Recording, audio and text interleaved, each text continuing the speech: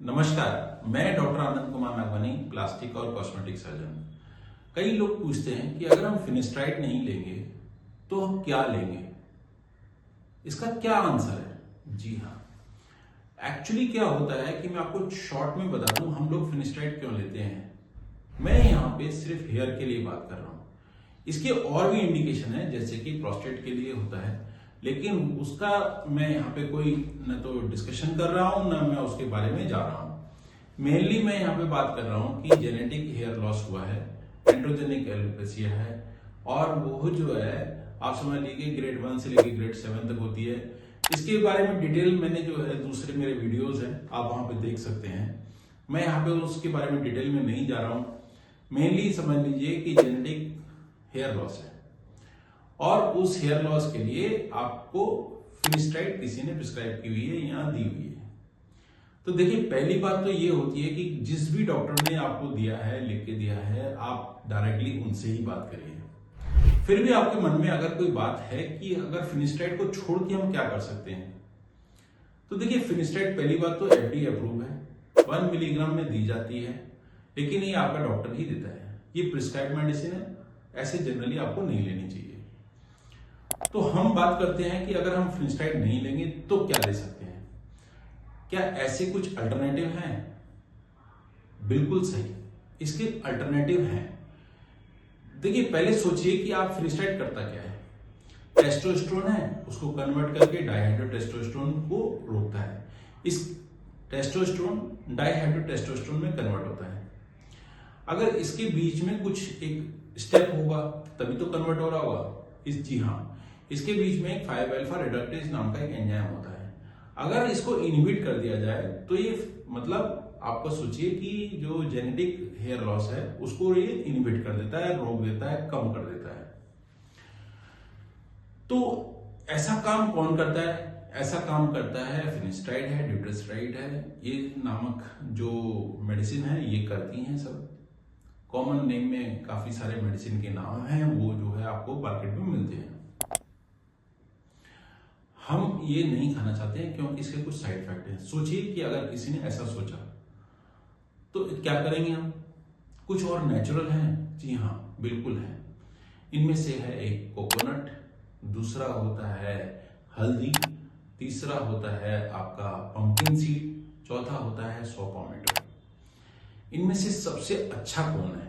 देखिए, सबसे अच्छा होता है पंपकिन सीड।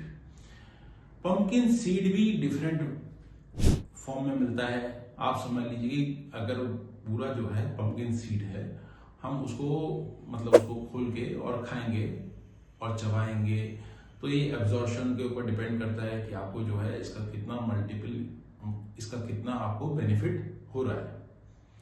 इसी तरीके से कोकोनट है, लेकिन कोकोनट की भी जो है एक लिमिटेशन है कि आप बहुत ज्यादा कोकोनट नहीं खा सकते हैं, क्योंकि उसके अंदर सैचुरेटेड फैटी एसिड होते हैं, जो कि आपको अगर आप ज्यादा मात्रा में खाएंगे तो आपको ये नुकसान करने वाला है। इसी तरीके से सौ टोमेटो की भी अपनी एक लिमिटेशंस होती हैं। सौ टोमेटो होता क्या है? एक बेसिकली समझ लीजिए कि जामुन टाइप का एक पौधा होता है, और जामुन टाइप का ही जो है समझ लीजिए कि आप उसमें एक ये रहता है, तो वो है सौ टोमेटो। हल्दी देखिए हमारे एक बेसिकली ये बोलना चाहिए कि डे टू डे का एक पार्ट है, तो ये तो आपके साथ ही चल रहा है, तो इसके बारे में डिस्कस करना तो यहाँ पे मेरे को लगता है कि बेकार ही है। कारण ये है कि हमारी लाइफ का एक पार्ट है ऑलरेडी, और जिससे आपको बेनिफिट मिल ही रहा है। हल्दी के बहुत सारे और भी बेनिफिट होते हैं, वो आपको सब एडिशनली मिल रहे हैं, तो मैं हल्दी की यहाँ पे डिस्कशन नहीं कर रहा हूँ।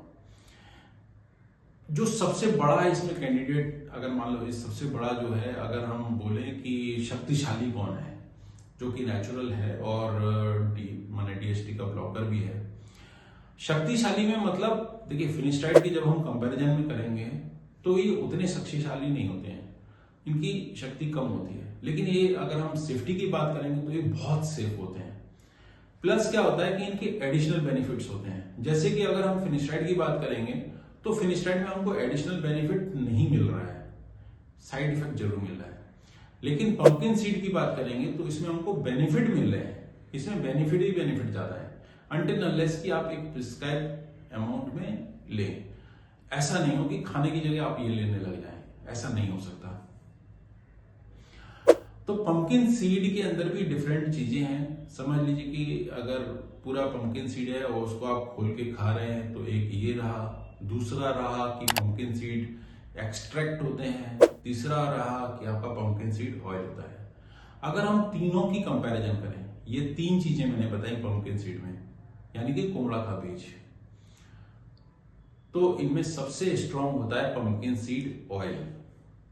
पंपकिन सीड ऑयल मैं क्यों बोल रहा हूं, क्योंकि देखिए अगर आप किसी भी चीज का निचोड़ अगर निकालेंगे, अगर आपको सबसे ज्यादा निचोड़ मिल रहा है, यानी कि सबसे ज्यादा बेनिफिट मिल रहा है उतने ही अमाउंट में, अगर आप सोचिए कि 200 मिलीग्राम आपने पंपकिन सीड लिया, टोटल 200 मिलीग्राम आपने पंपकिन सीड एक्सट्रैक्ट लिया और 200 मिलीग्राम आपने पंपकिन सीड ऑयल लिया, तो पंपकिन सीड ऑयल बहुत ज्यादा ताकतवर होता है।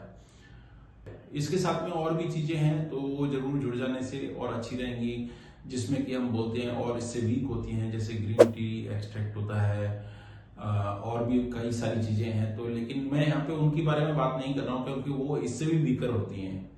तो हमको बेनिफिट किससे मिल रहा है? पंपकिन सीड ऑयल से। आप कोकोनट ऑयल सिर पे लगाइए और जो है पंपकिन सीड खाइए, तो आपको बेनिफिट होने वाला है। आप फिनिस्टाइड अवॉइड कर पाएंगे कि नहीं, ये आपका अपना डॉक्टर ही बोल सकता है। अगर आपको हमसे पूछना है तो यहाँ पे व्हाट्सएप पे लिखा हुआ जो नंबर है, आप अपना क्वेश्चन इंक्वायरी यहाँ पे भेज सकते हैं, हम आपको आंसर करने की कोशिश करेंगे। हमारे मेडिकल से रिलेटेड कई सारे ब्लॉग्स हैं, अगर आपको और जानकारी चाहिए तो आप हमारी वेबसाइट पे विजिट कर सकते हैं और वहां पे आपको मेडिकल की और जानकारी मिल सकती है। डायरेक्ट अगर आप हमसे बात करना चाहें, इसी नंबर पे आप बात कर सकते हैं, हमारी टीम आपसे कांटेक्ट करेगी। नमस्कार, आपका दिन शुभ हो।